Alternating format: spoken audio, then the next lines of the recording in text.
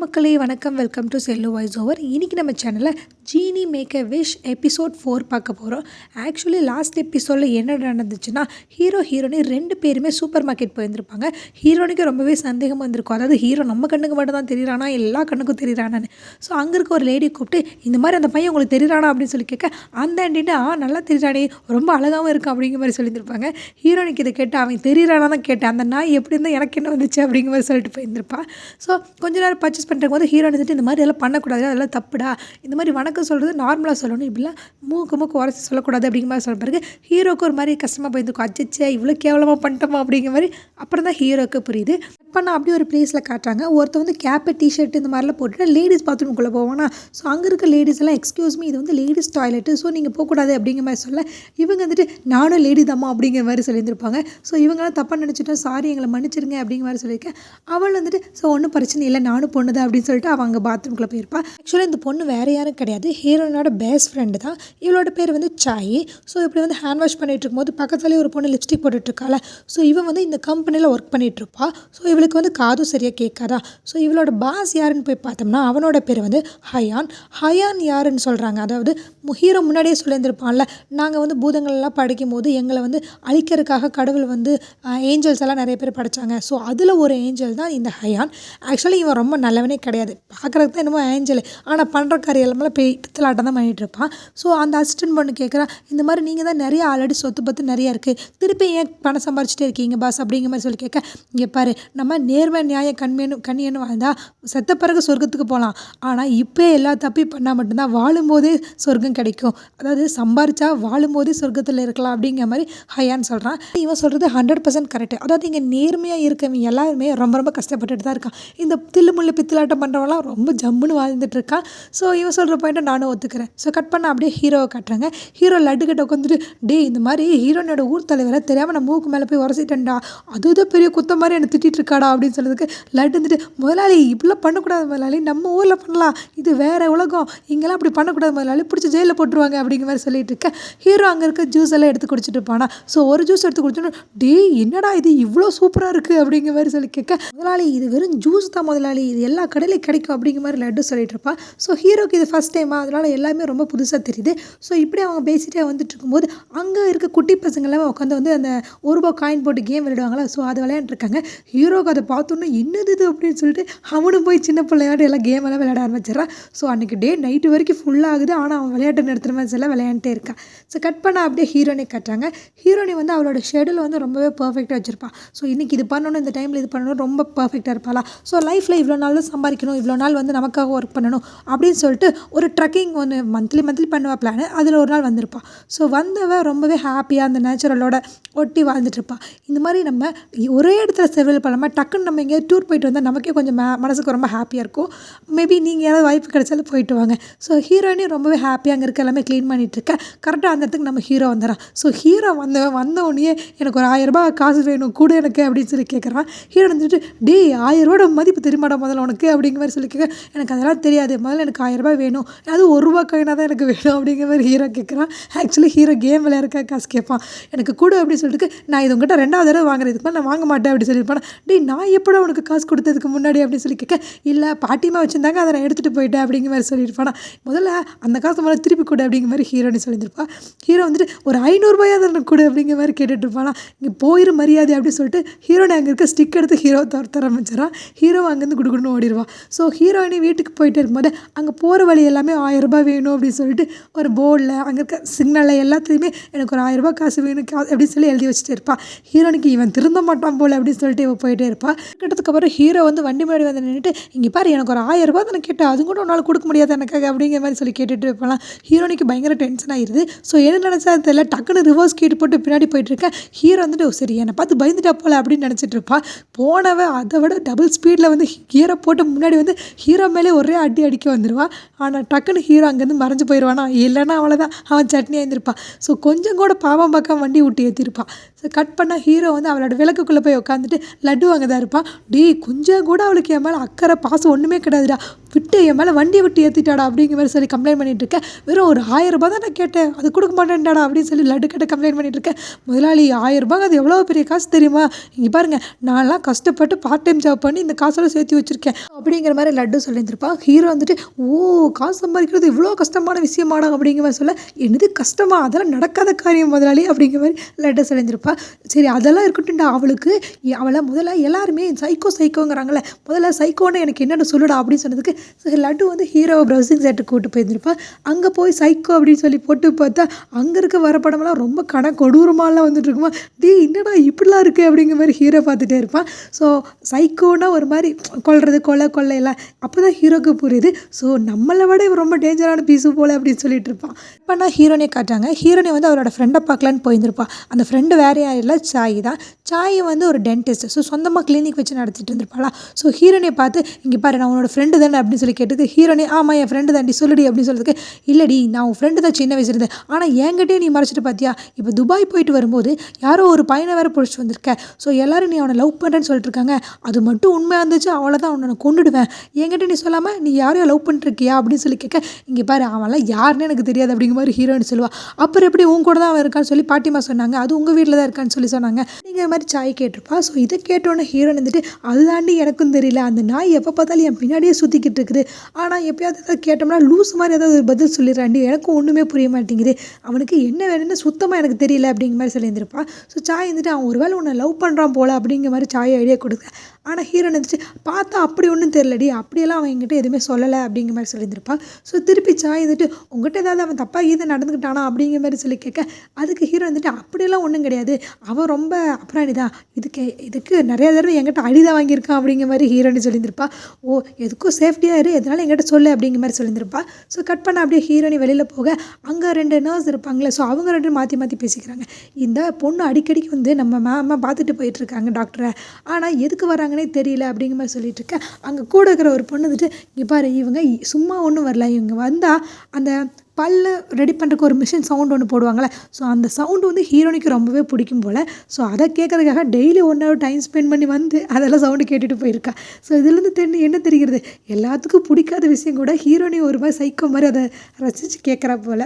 So இதை பற்றி இவங்க 2 பேசிட்டு ஒரு மாதிரி சிரிச்சிட்டு இருக்காங்க. கட் பண்ணால் ஹீரோவி லட்டுன்னு தான் காட்டாங்க. ஹீரோ வந்து அங்கே இருக்க ஜூஸை நிறையா வாங்கி நல்லாவே குடிச்சிருப்பான். ஸோ குடிச்சு முடிச்சுட்டு லட்டுக்கிட்ட இந்த மாதிரி ஹீரோனி அவளே அவள் வாயால் வரங்களை கேட்குற மாதிரி நான் ஒரு செம்ம பிளான் ஒன்று யோசிச்சு வச்சுருக்கேன் அப்படிங்கிற மாதிரி சொல்லியிருந்திருப்பான். ஸோ அந்த பிளானோட ஹீரோனியை பார்க்கலான்னு சொல்லி போக, ஹீரோனி வந்து ஜிம்மில் வந்து ஒர்க் அவுட் பண்ணிட்டு இருப்பாளா. ஸோ இவன் போயிட்டு கையில் வந்து நல்லா நெருப்பு வர வச்சுட்டு இந்த மாதிரி ஹீரோயினி அப்படின்னு சொல்லி கூப்பிட, ஹீரோயினி திரும்பி பார்த்து, டேய் அம்மா இங்கே எதுக்கடா வந்தேன் அப்படின்னு சொல்லி கேட்டுட்டு, அம்மா கையில் என்ன நெருப்பு, இங்கே பாரு இந்த இடத்துல இருக்கிற எல்லாமே நிறையா எக்ஸ்பென்ஸான திங்ஸ் இருக்குது, ஸோ சீக்கிரம் பற்றிக்கும், மரியாதை இங்கேருந்து கிளம்புடா அப்படின்னு சொல்லி கேட்க, இல்லை நான் இங்கேருந்து கொளுத்து தான் வந்தேன் அப்படின்னு சொல்லிட்டு ஹீரோ அங்கே இருக்க பொருள் எல்லாமே கொளுத்தி விட்டுறான். ஸோ ஹீரோ வந்துட்டு, டே மரியாதை இதெல்லாம் அணைச்சிருப்பேன் அப்படிங்கிற மாதிரி சொல்லி கேட்க, ஹீரோ வந்து அதை கேட்குற மாதிரி சுத்தமாக தெரியல, நீ முதல்ல வரத்தை என்கிட்ட கேளு, அப்போ தான் நான் இதை வந்து ஓப்பன் பண்ணி விடுவேன், ஸோ உனக்காகவாது நீ 3ல் ஒரு வரத்தை கண்டிப்பாக கேட்கணும், அப்போ தான் நான் இந்த டோரை ஓப்பன் பண்ணுவேன் அப்படின்னு சொல்லிட்டு அவன் அந்த டோரவே லாக் பண்ணி விட்டுருவான். அதாவது அங்கே இருந்த விண்டோ டோர் இதெல்லாம் லாக் பண்ணி விட்டு ஹீரோனே இந்த மாதிரி நீ வரத்தை கேளு அப்படிங்கிற மாதிரி சொல்லிட்டு இருக்க. ஹீரோனி இங்கே பாரு செம்ம டென்ஷன் ஆகுது, மரியாதையை ஓப்பன் பண்ணிவிட்டு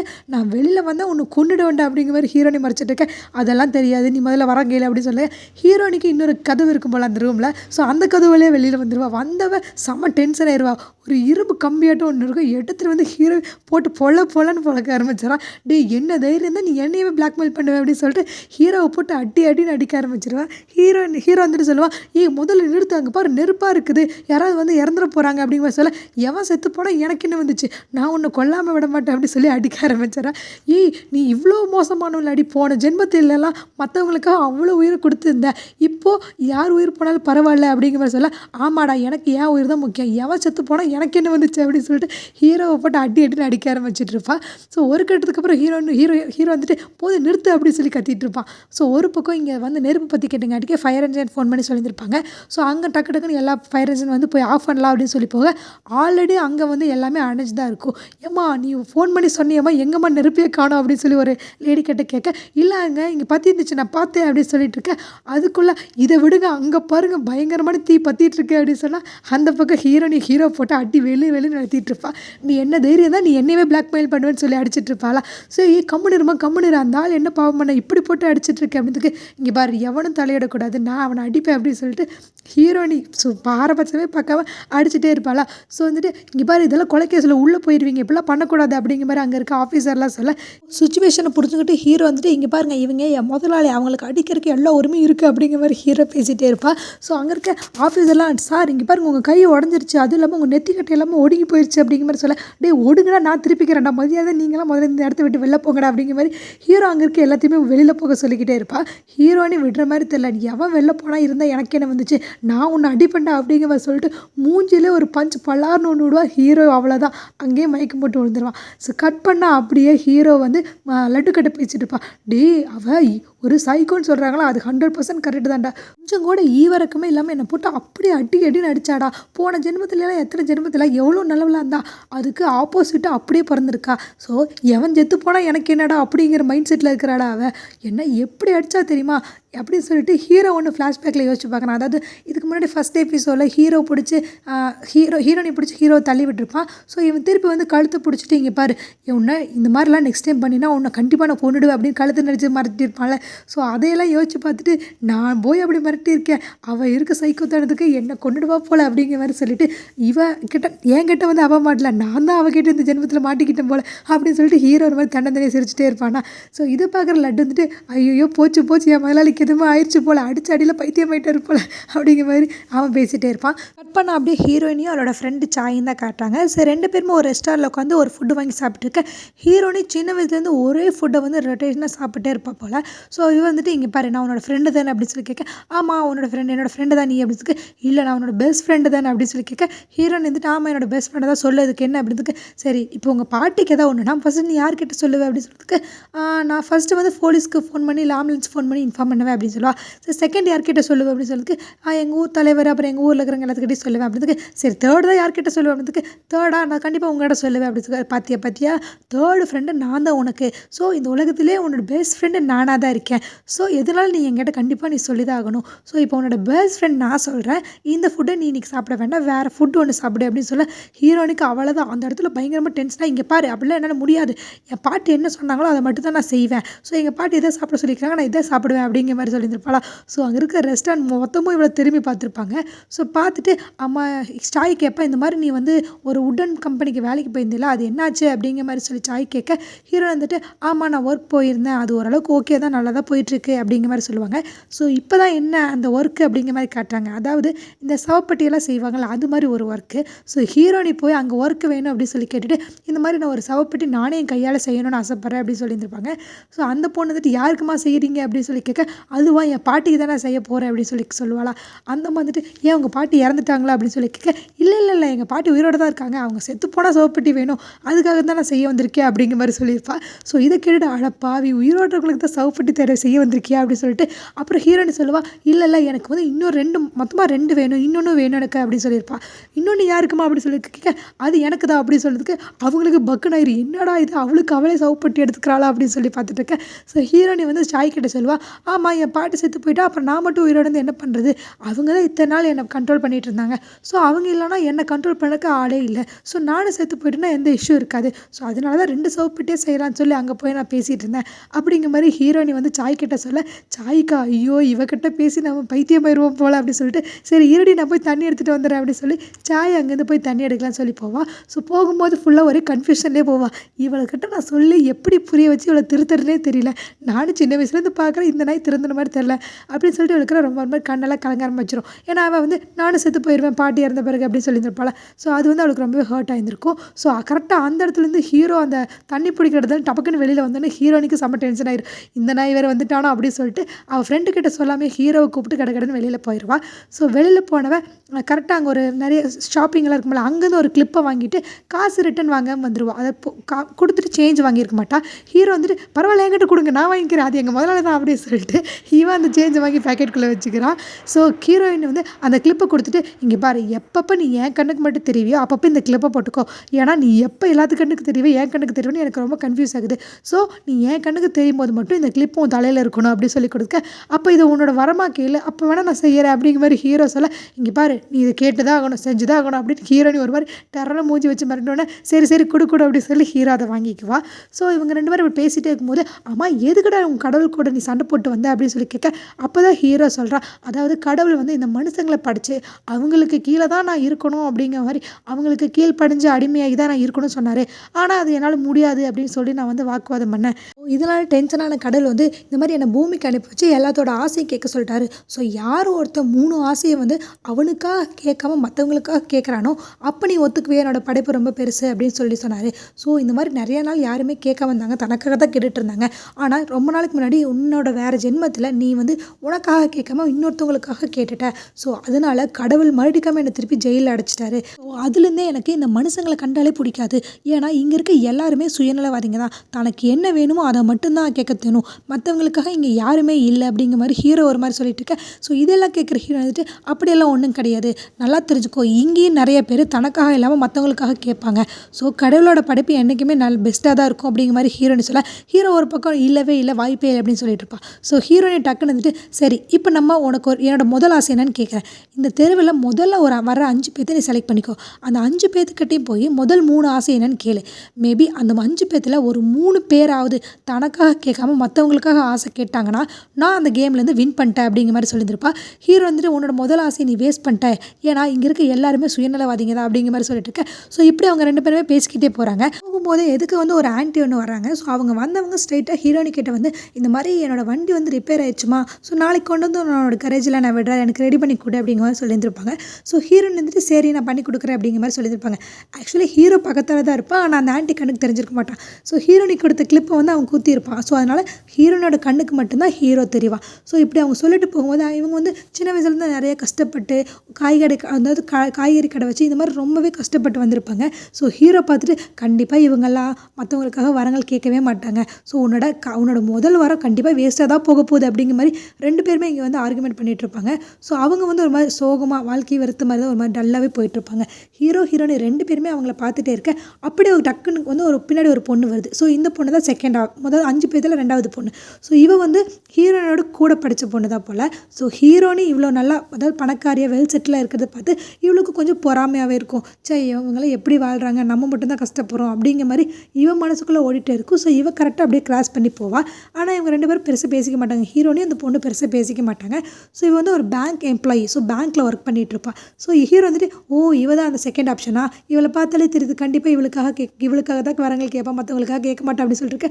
பின்னாடி ஒரு நாய் ஒவ்வொன்று உழைக்க ஆரம்பிச்சிருது. ஹீரோ வந்துட்டு, என்னோட 3வது ஆப்ஷன் நீ தான் அப்படின்னு சொல்லி கேட்க, ஹீரோயின் வந்துட்டு, டேய் நாயெல்லாம் இது கணக்கில் வராடா, ஒன்றும் வெறும் மனுஷங்களை மட்டும்தான் வருவாங்க அப்படின்னு சொல்ல, அதெல்லாம் எனக்கு தெரியாது, அதுவும் ஒரு உயிர் தான். ஸோ இதுதான் இப்போ 3வது ஆள். அதாவது நீ என்ன சொன்ன, இந்த தெருவில் வர முதல் 5 பேர் தானே சொன்ன, ஸோ இதுவும் அந்த கணக்கில் வரும். ஸோ 3வது ஆள் கண்டிப்பாக இந்த நாயாக தான் இருக்கும். இந்த நாயோட ஆசை 3 ஆசையும் நான் கண்டிப்பாக நிறைவேற்றுவேன் அப்படிங்கிற மாதிரி சொல்லிட்டு 2 பேருமே அந்த தெருவில் வந்து நடந்து போயிட்டே இருக்காங்க. ஸோ இப்படி போகும்போது கரெக்டாக அந்த ட்ரக்கில் வந்து ஒரு அங்கிள் வந்து நிறுத்துறாரு. அதாவது முதல் எபிசோட முன்னாடியே வந்து அதோட இண்டிகேட்டரை உடச்சிட்டு ஒருத்தர் வந்தார்ல, ஸோ அவர் தான் வந்திருப்பார். ஸோ அவர் வந்துட்டு, ஏமா தனியாக போகிற, வா நான் உன்னை ட்ராப் பண்ணுறேன் அப்படிங்கிற மாதிரி கேட்க, அதெல்லாம் ஒன்றும் தேவையில்லை, நானே போய்க்குவேன் அப்படிங்கிற மாதிரி ஹீரோனி சொல்லியிருப்பா. சரி அப்படின்னு சொல்லிட்டு இவனு கிளம்பி போவான். ஸோ போகும்போது ஹீரோனி, இவன் மேலே எனக்கு கொஞ்சம் சந்தேகமாக இருக்குது அப்படிங்கிற மாதிரி ஹீரோனி சொல்லியிருப்பா. ஸோ ஹீரோ வந்துட்டு, ஸோ இவர் தான் என்னோட 4வது ஆப்ஷன் அப்படிங்கிற மாதிரி ஹீரோ சொல்லியிருப்பா. ஸோ ஒரு வழியாக ஹீரோக்கு வந்து 4 ஆப்ஷன் கிடச்சிருக்கும். ஸோ பேசிகிட்டே இருக்கும்போது பின்னாடி ஒரு பையன் வந்திருப்பான். பையன் வேறு யாரும் இல்லை, ஹீரோனியை வீடியோ எடுத்து யூடியூப்பில் போட்டிருப்பான்ல, ஸோ அந்த பையன் தான். வந்தோடனே ஹீரோனை பார்த்து டக்குன்னு பயந்துருவானா. ஸோ ஹீரோ வந்துட்டு, இவன் தான் என்னோட 5வது ஆப்ஷன் அப்படின்னு சொல்லியிருப்பான். அதாவது ஃபஸ்ட்டு வந்து அந்த லேடி, செகண்ட் வந்து அந்த பேங்க்கில் ஒர்க் பண்ணுற பொண்ணு, 3வது அந்த நாய்க்குட்டி, 4th வந்து அந்த அங்கிள், கடைசி அந்த யூடியூபர். ஸோ மொத்தமாக 5 பேர் கிடச்சிட்டாங்க.